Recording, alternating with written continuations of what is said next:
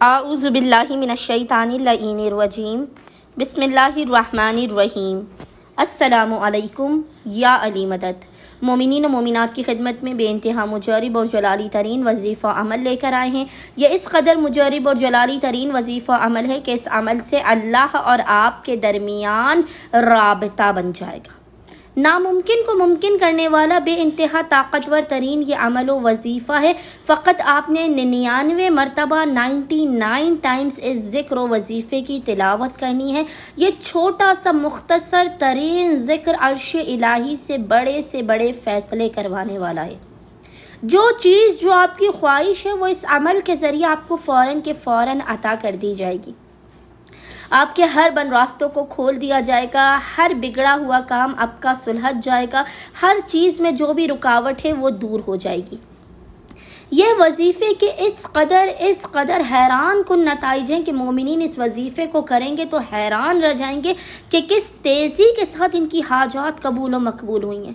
اس قدر آپ کے پاس دولت آئے گی کہ آپ کی 7 نسلیں بھی بیٹھ کر کھائیں تو آپ کے لیے کم نہ پڑے گا۔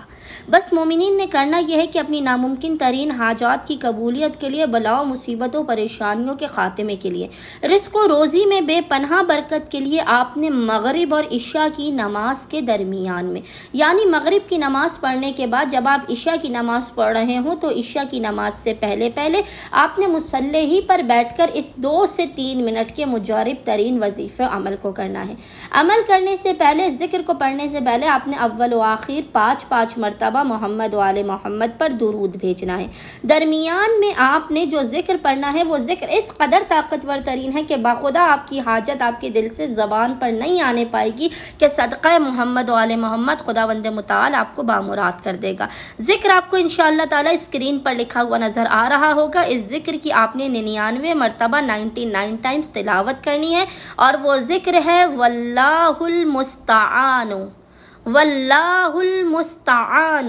اس ذکر کی مومنین نے 99 مرتبہ تلاوت کرنے کے بعد خداوند متعال کو محمد و آل محمد کے حق کا واسطہ دے کر اپنی حاجات کو طلب کرنا ہے، بلاؤں مصیبتوں پریشانیوں کے خاتمے کی دعا کرنی ہے۔ انشاءاللہ تعالی عز و جل مومنین کو ان کی ہر حاجت عطا کر دی جائے گی۔ اللہم صلی علی محمد و آل محمد وعجل فراجہم اجمعین۔